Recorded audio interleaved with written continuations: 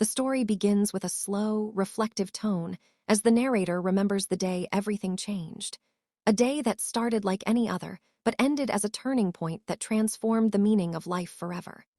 He recalls waking up feeling rushed, overwhelmed by deadlines, responsibilities, and the never-ending pressure to meet everyone's expectations. He walked out of his home unaware that every step he took was leading him toward an encounter with death itself, an experience that would tear open the truth about what really matters. As he drove, his mind was cluttered with thoughts, regret over words he never said, dreams he kept postponing, and the silent exhaustion he carried without telling anyone. He didn't know that within the next few moments, the noise of his life would be replaced by a shocking silence, one that only comes when the boundary between life and death grows thin. The road ahead looked ordinary, but fate had already woven its threads, preparing to reveal lessons he had ignored for years. He describes the atmosphere as oddly still, as if the universe was holding its breath before a storm that would change him forever, a storm that would strip away his illusions and confront him with the raw essence of existence. As he continued driving, he noticed a strange heaviness in the air, a sensation pulling at his senses, urging him to slow down, but the stubbornness of routine kept pushing him forward. The sun was just beginning to set, painting the sky with shades of gold that he didn't appreciate at the time, because like most people, he had forgotten to look up, forgotten the beauty of simple things. His thoughts drifted to unresolved conflicts, relationships strained by ego, friendships he let fade due to pride, moments of kindness he withheld out of fear of vulnerability. Each memory felt like a small weight on his chest, but he pushed it aside, believing that life would give him more time. Little did he know, time was about to run out in the most unexpected and terrifying way.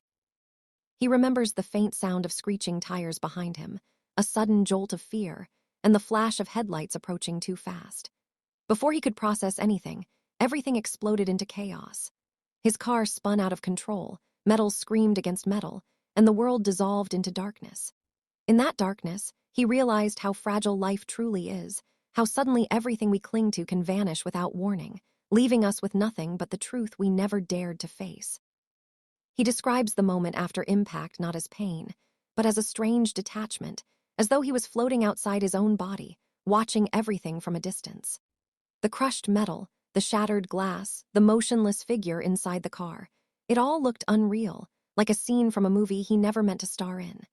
He could hear faint voices, distant cries, and the frantic movement of people trying to reach him, but none of it felt connected to him anymore. Instead, he felt an overwhelming sense of calm, a peace he had never experienced while living. The chaos of the world faded, replaced by a deep, echoing silence that wrapped around him.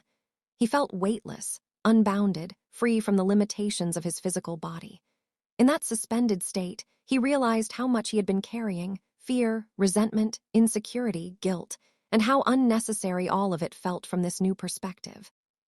He saw his life like a film, scenes flashing rapidly, moments he had forgotten or pushed away now resurfacing with clarity. He saw the faces of loved ones, the moments of joy he didn't fully appreciate, the opportunities he wasted because he was too afraid to try. And in that moment, he understood the fragility of every breath, every second, every choice. Suddenly, he felt himself being pulled into a tunnel of soft light, not blinding or harsh, but warm and welcoming. It wasn't the stereotypical tunnel people often describe, but something more personalized, more intimate, as if the universe itself was aligning to guide him through a journey meant only for him. As he moved closer to the light, he felt a profound sense of love, not the conditional love human beings exchange, but a pure, unconditional presence that seemed to know him entirely, beyond judgment, beyond expectations. It was as though every fear he had ever carried dissolved in that embrace. He felt understood, accepted, cherished in a way he had never felt before. The deeper he went into the light, the more distant his earthly worries became. Even the concept of death didn't frighten him anymore. Instead, he felt curiosity, wonder, and a strange excitement, as if he was finally returning to a place he once knew but had forgotten. The light pulsed gently, almost breathing, inviting him to come closer, and he surrendered to it without hesitation, allowing its warmth to guide him toward something greater than life itself. Inside that light, he found himself in a vast space that didn't resemble any physical place, yet felt more familiar than anything on Earth. It was a realm beyond time, beyond physical form, where thoughts and emotions existed like waves of energy. He could sense beings around him, not in human form, but as presences filled with wisdom, compassion, and peace. They communicated with him not through words, but through understanding, transmitting feelings and knowledge directly into his consciousness. He felt no fear, no confusion, only a deep connection. One presence in particular felt distinctly familiar, as though it had been guiding him throughout his life. This presence revealed to him the truth of his existence, showing him how every moment, every choice, every emotion played a role in shaping his soul's journey. He was shown the ripple effect of his actions, how a single smile, a single act of kindness, or a single moment of anger could influence lives in ways he never realized. The experience felt like pure truth, without distortion, without ego, without defense. It was as if the veil had been lifted, exposing the true purpose of life. He was shown his life not as a sequence of events, but as an interconnected web of lessons, each challenge designed to help him grow, each hardship crafted to awaken a deeper wisdom. He saw moments he once called failures and heartbreaks, but now understood them as necessary turning points that strengthened his spirit. He saw the pain he caused others, the words he spoke carelessly, the opportunities he missed, and instead of judgment, he felt a gentle invitation to learn, to evolve, to do better. The beings around him radiated encouragement, reminding him that life was not about perfection, but about progress, compassion, and authenticity. He understood that the purpose of human life was not to chase achievements, wealth, or validation, but to grow in love, empathy, and courage. This revelation hit him deeply because he realized how much of his time on Earth he had wasted trying to please others, trying to appear strong, trying to hide his insecurities. In that divine presence, none of that mattered. What mattered was the purity of his intentions, the love he shared, and the lessons he learned. Then came the most astonishing moment of his experience. He was shown the impact his life would have on others if he chose to return. He saw people he had never met, individuals who would be touched by his story, inspired by his resilience, encouraged by his transformation. He saw future conversations where his experience would bring healing, future acts of kindness that would create waves far beyond his imagination. He realized that his life wasn't just his own. It was intertwined with countless others, forming part of a greater cosmic design. He understood that returning to life wasn't about ego or fear of death. It was about fulfilling a purpose that only he could fulfill. The thought of returning felt heavy, because the peace he experienced in that realm was unlike anything on Earth. But the beings reminded him that true growth happens not in comfort, but in challenge.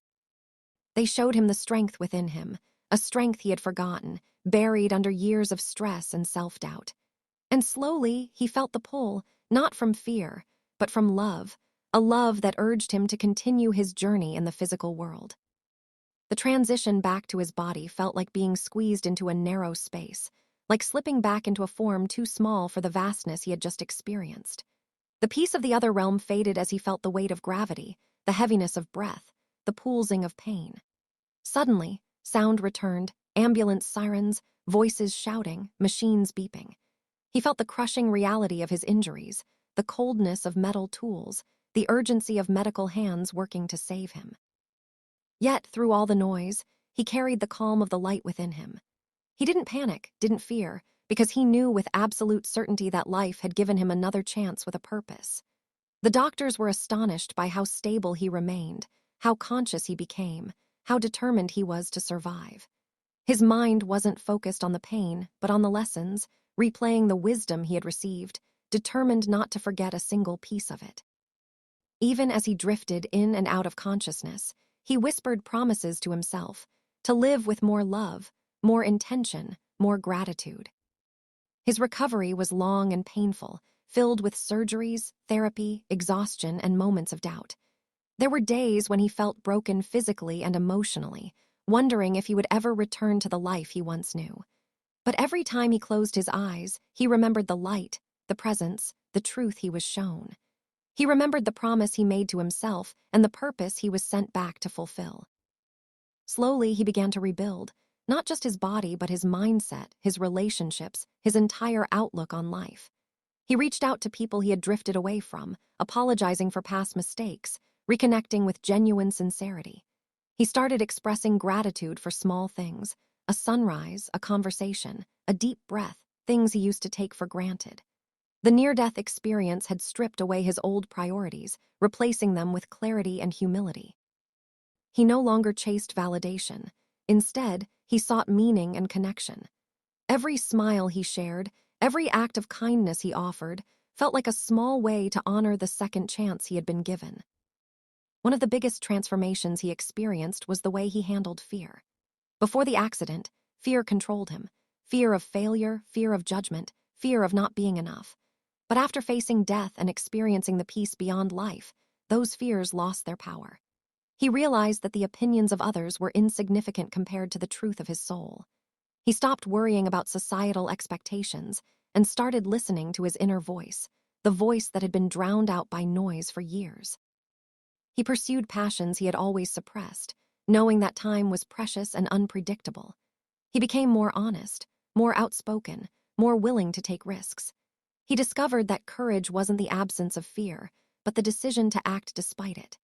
His life began to open in ways he had never imagined: new opportunities, deeper relationships, moments of synchronicity that felt like gentle reminders from the universe that he was on the right path. Each day felt like a gift, a continuation of the purpose that had been revealed to him in the realm of light. He also became more compassionate, not just toward others but toward himself. He realized how often people suffer silently, hiding their pain behind smiles, just as he once did. This understanding made him softer, more patient, more present. He no longer dismissed people's struggles as simple complaints. He recognized the invisible battles they might be fighting. He listened more deeply, offered help more freely, and approached conflicts with empathy rather than ego.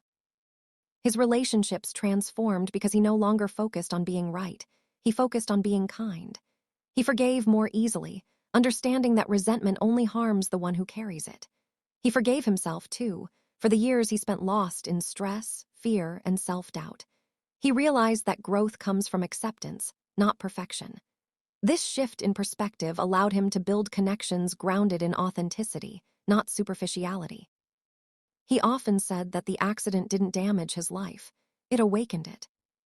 As time passed, he began sharing his story publicly, not for attention, but because he felt a responsibility to spread the lessons he had learned. He knew there were people out there trapped in the same cycle he once lived, caught in fear, burdened by regret, disconnected from their purpose.